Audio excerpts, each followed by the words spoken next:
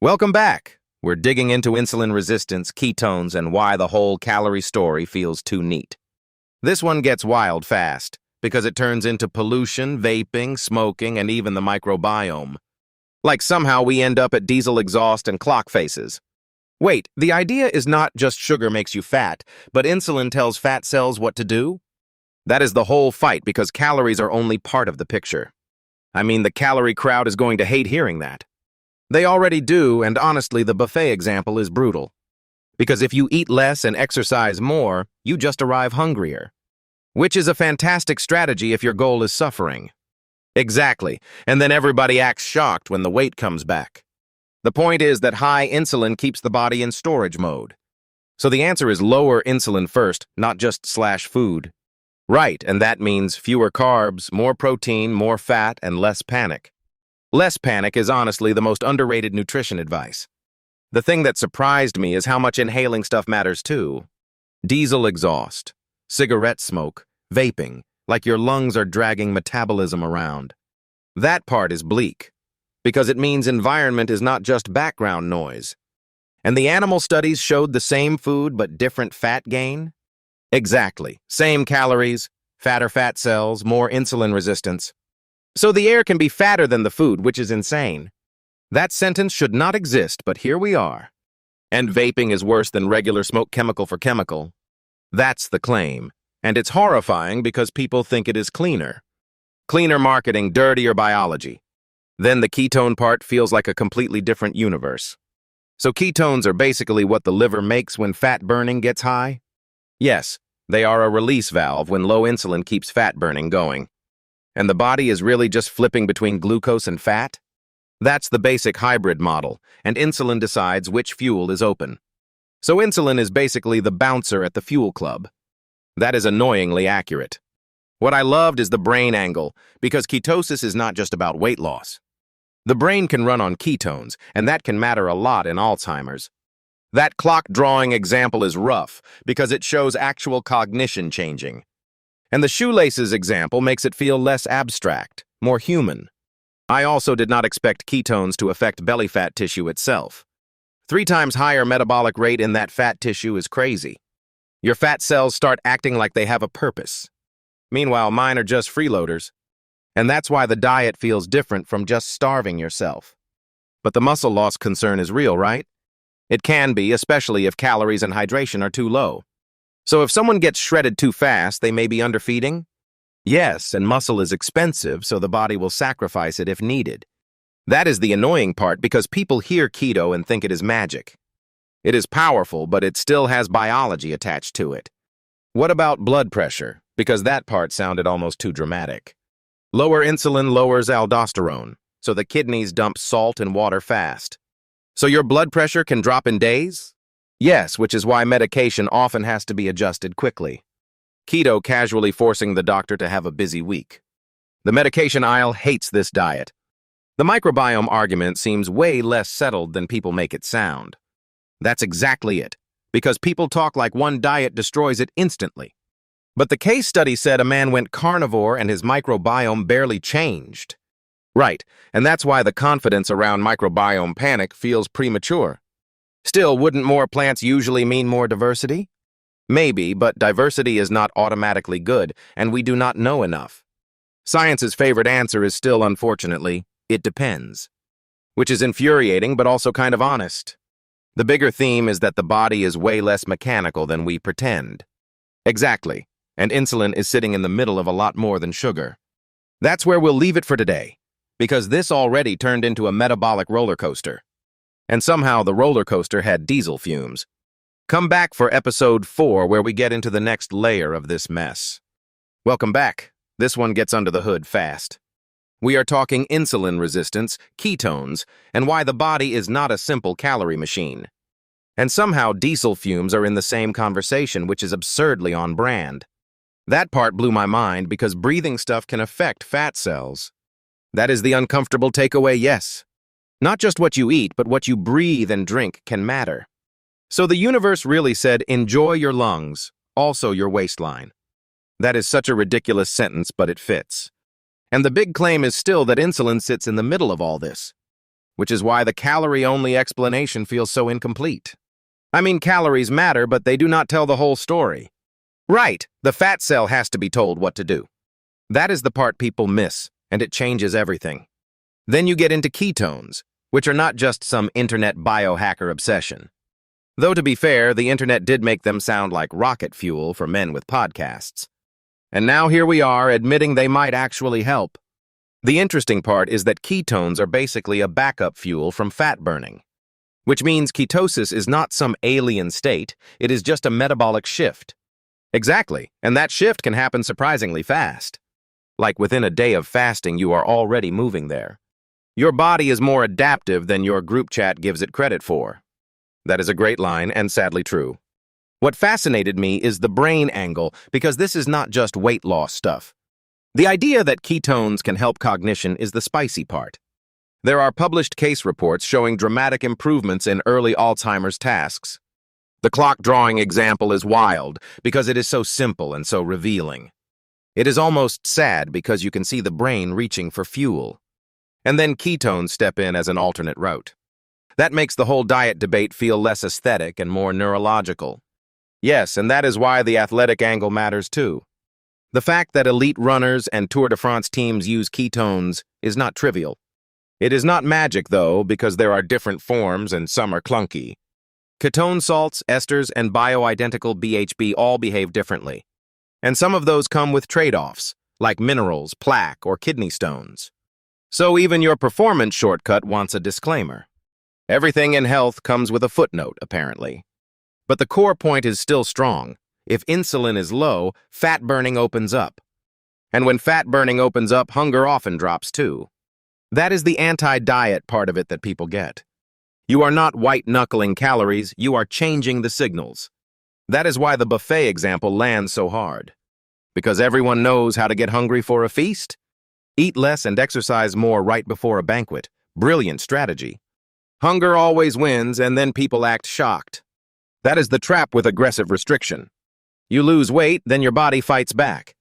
And the biggest loser is the ugly poster child for that. That whole experiment just screams punishment, not health. The part about metabolism staying broken is brutal. It shows why shrinking the body without fixing the signal can backfire. Which is why the practical advice is so simple it almost annoys people. Lower insulin, control carbs, prioritize protein and fat. Translation: stop living inside a bag of crackers. That is harsh, but yes, that is basically the vibe. And then the hunger curve changes on its own. That is the part people do not trust until they feel it. Exactly, because they have been told suffering is the price of progress. Sometimes the body just wants to cooperate if you stop fighting it. I also keep thinking about the muscle question because that is where people panic. That panic is reasonable, especially if the fat comes off fast. But the answer is not to fear fat, it is to eat enough of it. And hydrate, because low insulin can dump salt and water fast. Which means the first thing leaving your body is not just fat, it is water and dignity. Dignity is definitely gone by day 3 of keto for most people. The dehydration angle is probably underrated for energy and training performance. And if the calories are too low, muscle becomes the emergency fuel. That is the line between a diet and starvation. So the lesson is not eat less forever, it is eat smarter and stop triggering hunger. That is such a better frame than just willpower. Willpower is a terrible long-term metabolic strategy. It is basically a motivational poster pretending to be physiology. And the microbiome debate is where it gets messy again. I do not think the evidence is nearly as settled as people act. One person changing diets and not shifting microbiome much is a real data point. But a case study is still a case study. The internet loves turning one man into a universal law. That is basically the whole wellness industry in one sentence. Still, the bigger argument is fair. Microbes are responsive, not sacred. They adapt to what you give them, not just fiber alone. And the bad faith version is saying zero plants equals destroyed gut. That sounds more like ideology than science, which is always the moment people start sounding very confident. I think the real tension is that people want one villain and one hero. But the body keeps refusing that cartoon version. It is signal, context, adaptation, and trade-offs. And that is why this episode matters, because insulin is the hidden lever. Not the only lever, but probably a much bigger one than most people think. All right, we are going to stop before we accidentally become a ketone cult. Though honestly, after this, I kind of get why people do. Come back for episode 4, where we go one layer deeper into the mess.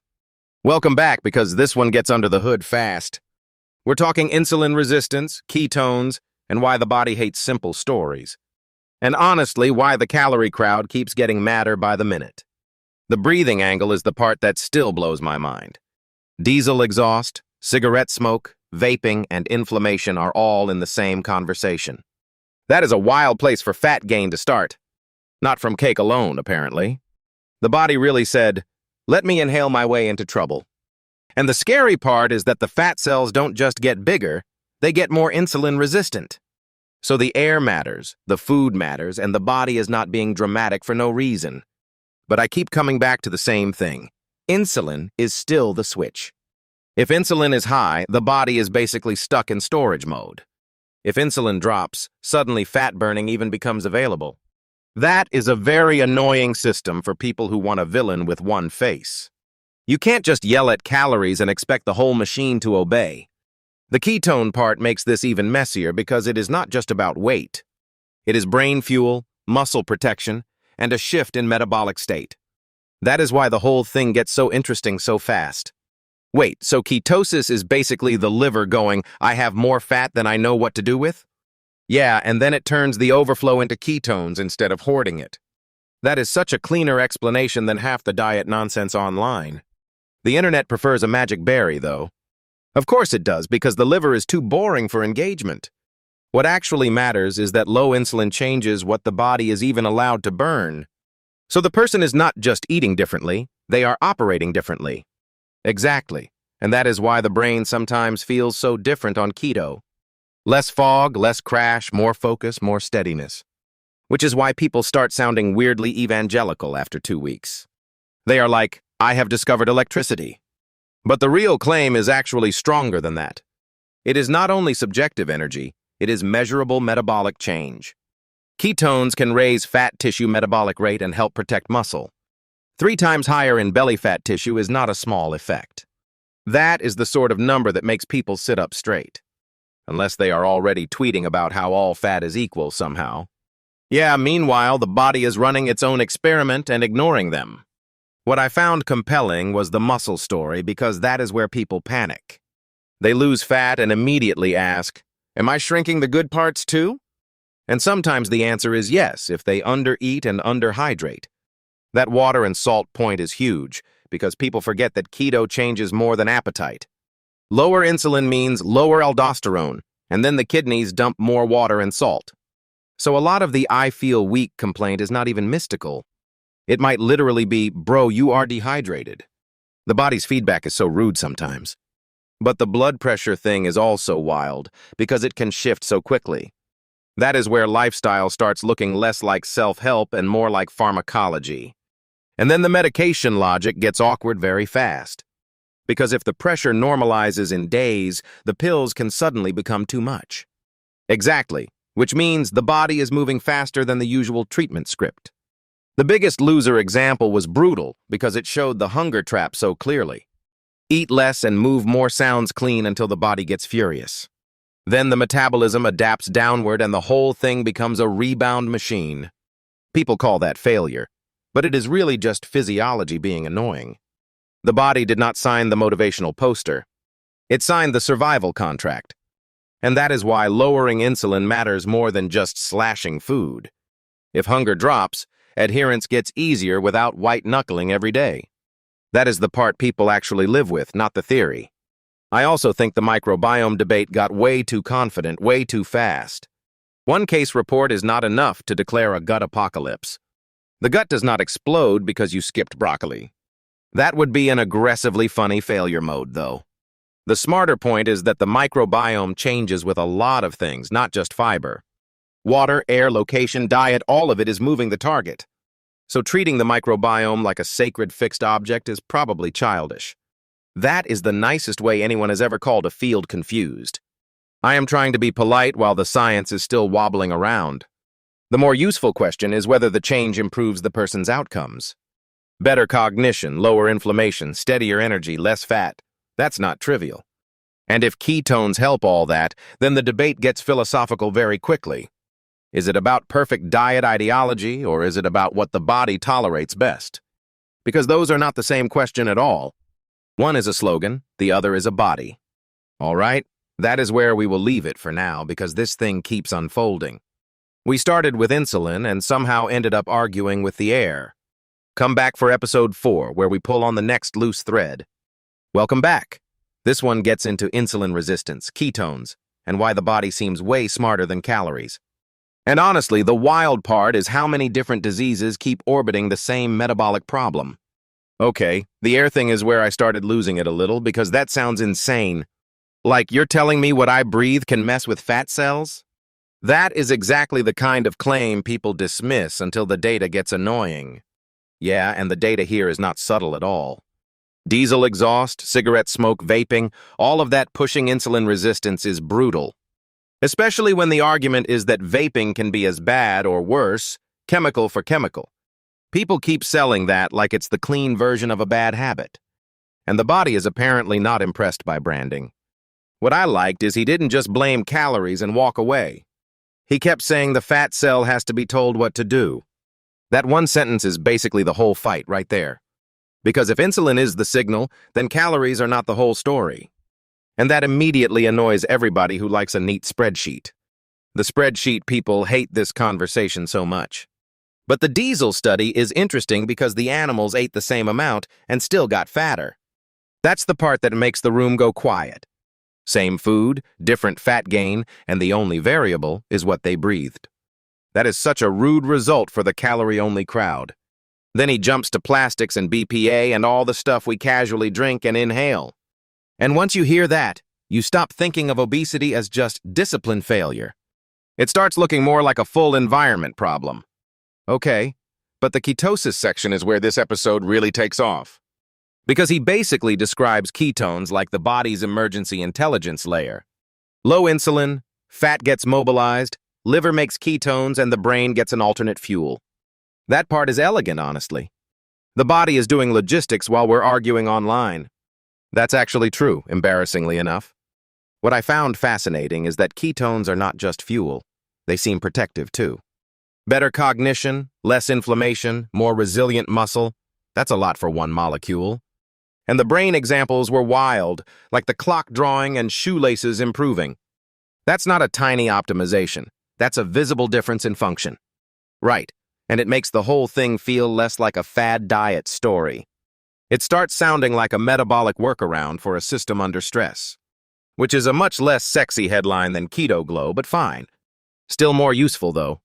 I did like the distinction between being in ketosis and just eating less. Because his point is that insulin has to come down, not just food. Which is where people get mad because they want a simple moral story.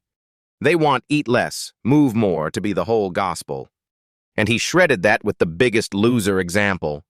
That show was basically a public experiment in metabolic revenge. The scary part is not even the regain, it's the lowered metabolic rate afterward. That's what makes extreme restriction feel so dishonest. It gives people short-term compliance and long-term confusion. And then they blame themselves for biology kicking them in the face. That's the saddest part of all of it. The practical advice was actually pretty blunt. Lower insulin, eat fewer carbs, prioritize protein and fat. Not because carbs are evil, but because the signal matters. And he was very clear that hunger is the real boss. Hunger always wins. That line should be on a wall somewhere. The buffet metaphor landed because everyone knows that feeling. Starving yourself before a feast is basically training yourself to overeat. Which is why the just restrict harder advice keeps backfiring. I also thought the hydration and salt part was underappreciated. If insulin drops and aldosterone drops, you're dumping water and sodium.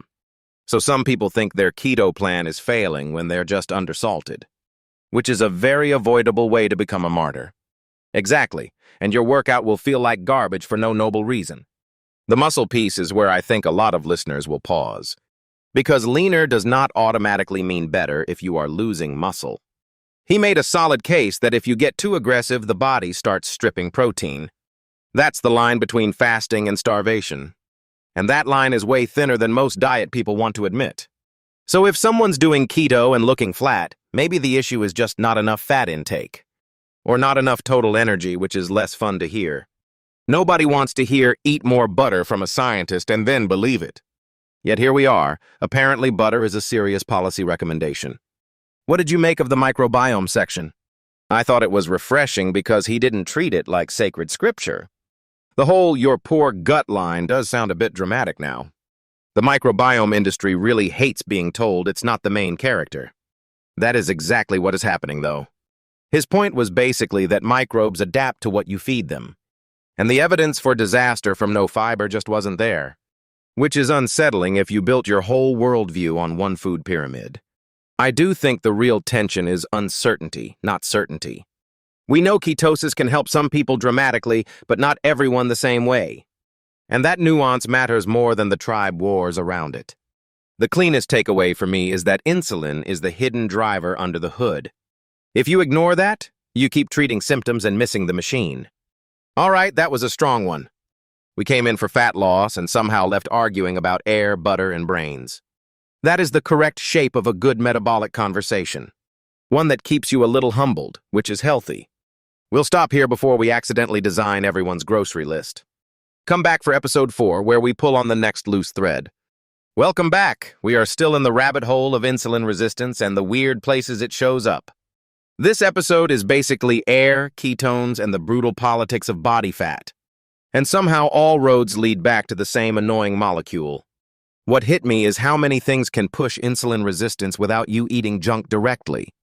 That diesel exhaust point is wild because it destroys the simple calories story. Right, the animals ate the same amount and still got fatter. So the body is apparently not a spreadsheet, which is rude. And the inhaled stuff is not just theoretical either, which makes it worse. Cigarette smoke, vaping, pollution, all of it starts looking metabolically hostile. The vaping part especially feels like a trap dressed up as clean living. The hot little cloud is apparently not a wellness strategy. And then he ties smoking to weight loss in this super annoying way. Not because smoking is healthy, but because it changes cravings. The candy in the pocket quitting trick is so human it hurts. We are just creatures swapping one mouth habit for another. But the bigger idea is that appetite gets redirected, not solved. That is the same theme with carbs, honestly. If insulin is high, the body wants storage, not freedom. Which is why the usual eat less, move more advice keeps blowing up. Because telling hungry people to become more hungry is a classic plan. That is basically a motivational poster for relapse. The Biggest Loser example is almost too perfect because the rebound was baked in. And the metabolic damage afterward makes it feel even uglier.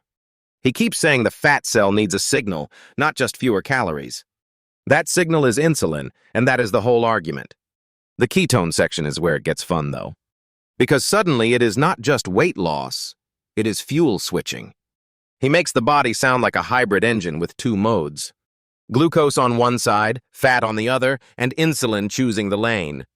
And ketones are basically what happens when the liver runs out of patience. I love that description because it sounds almost offended by excess fat burning. It is actually elegant, though, because ketones protect the brain and muscles. The Alzheimer's examples were honestly the most dramatic part to me.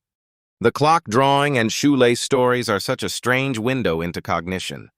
It is one thing to talk about energy, another to watch someone function better. And then the athletic angle makes it even less niche. If elite runners are using ketones, this is not just internet biohacking anymore.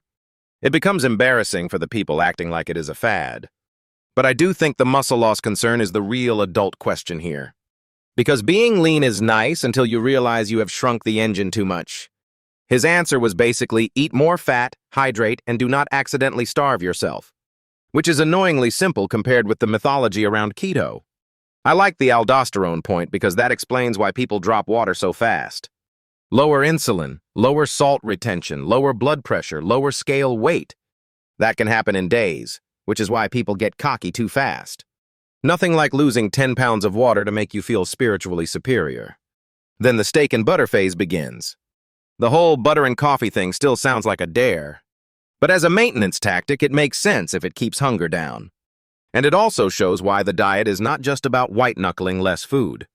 The microbiome part is where I expected the usual panic and got a shrug instead. Which is refreshing, because nutrition discourse loves a panic attack. He basically said the evidence is way thinner than people act like it is.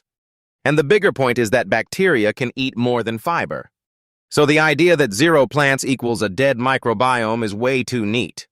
Though I do think people hear that and immediately overcorrect into certainty, which is probably the wrong move because the honest answer is still uncertainty. But uncertainty is not the same as danger. And if someone feels better, thinks better, and gets leaner, that matters too. I keep coming back to that because the lived experience is not trivial. He is basically describing people getting more energy, sharper cognition, and less hunger. That is a pretty persuasive trio if you are trying to change behavior. Way better than moral lectures about willpower. Still, I want to push on one thing a bit. If ketones are so great, what stops everyone from living there all the time? Because metabolic flexibility matters, and the body is not meant to be one note. That is probably the real balance, not some purity test diet. Even the liver deserves a day off from being a ketone factory. I mean, fair. The strongest through line here is that the modern world keeps poking the same wound. Food, smoke, plastic, pollution, all of it can nudge the same system. So the hidden driver is not mysterious anymore, just inconvenient. Inconvenient is doing a lot of work in that sentence. All right, I think that is the right place to land this one. We started with air and ended up with brains, muscles, and buffet logic. Which is exactly why these conversations are dangerous in the best way. You leave with fewer certainties, but better questions.